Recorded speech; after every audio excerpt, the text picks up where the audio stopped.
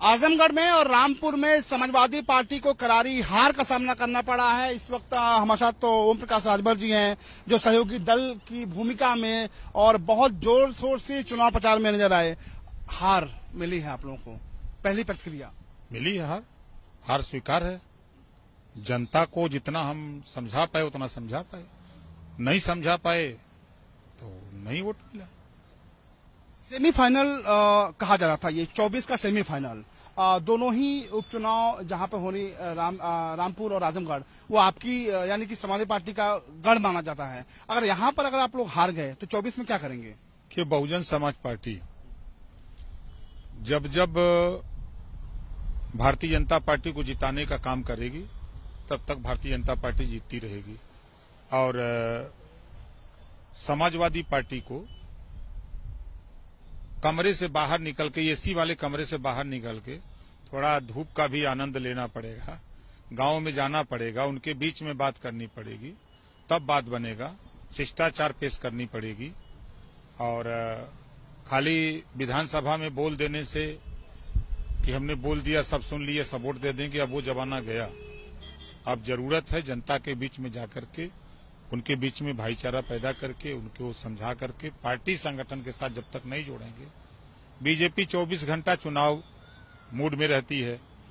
ये जब चुनाव का बिगुल बज जाएगा, सूचना जारी हो जाएगी, नामांकन का अंतिम दिन रहेगा, तब प्रत्याशी देंगे। ऐसे लड़ाई नहीं होगी ना।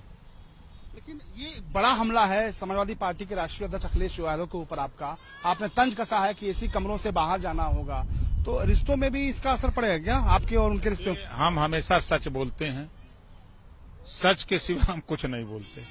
ये बैठे रहेंगे यहाँ कमरे में और चुनाव लड़ाएंगे, ऐसे ही लड़ाई होगी? कम से कम एक टीम भावना से काम करती है टीम। हम लोग जूझ रहे हैं क्षेत्र में, ये बैठ के लखनऊ में एसी का हवा ले रहे हैं। ये नहीं जा सकते थे? इनको भी जाना चाहिए। भेज दिए कि जाओ योद्धा तुम लड़ो, कमांडर लापता रहे। ये कौन सा खेल है? आपको हमने देखा कि बहुत आपने मेहनत करी और बाकी जो भी आपके सहयोगी दल थे उन्होंने मेहनत करी, लेकिन अखिलेश यादव जी का न जाना, इसके पीछे क्या वजह है? अब ये भैया वही बता सकते हैं। समाजवादी पार्टी इस चुनाव से सीख लेना चाहिए कि अभी जैसे आपने कहा कि आपने आजमगढ़ में बड़ी मेहनत किया, ये बात तो आप समाजवादी पार्टी के लिए भी कहते, जब वो करते तब न कहते।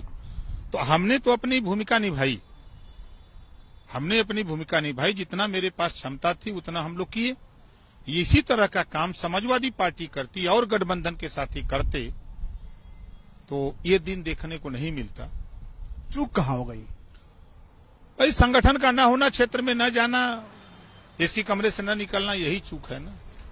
अब 24 की लड़ाई आपको लगता है कि मुश्किल हो गई है आप लोगों के लिए? कोई मुश्किल नहीं है। देखिए, मुश्किल कोई चीज नहीं है। दिक्कत क्या है कि जब इंजन चलता है तो डब्बा सब्बा सब चल जाते हैं, दो चार चक्का उक्का बैरिंग सैरिंग भी फूटा रहता था, रगड़ के सब चल जाते हैं, प्लेटफार्म पहुंचा देता है। जब इंजन नहीं चलेगा तो डब्बा कैसे डोलेगा? कैसे 24 में कैसे इंजन को चलाएंगे? चलेगा इंजन ना। अब जा रहे हैं हम, थोड़ा मीटिंग करेंगे। अब आप समझिए कि आज 112 मीटिंगें हमारी पार्टी की हुई हैं। काउंटिंग हो रही है ना। समाजवादी पार्टी की सारी निगाह काउंटिंग पर है, हमारा पूरा निगाह संगठन पे है। हम प्रतिदिन 100, 150, 200, पौने 200, 250 तक हम मीटिंग एक एक दिन करवाते हैं अपनी पार्टी के नेताओं से, हम खुद करते हैं।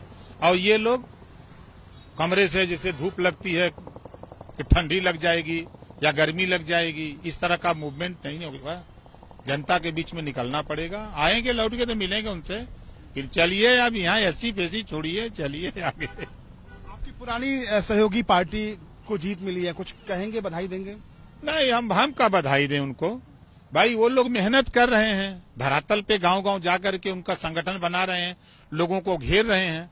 हम फ्री छोड़ दे रहे हैं कि जाओ, जो है एकदम मैदान खाली छोड़ दे रहे हैं, तो घरों को उर्दी जंगल में न चल जाइए। बहुत शुक्रिया।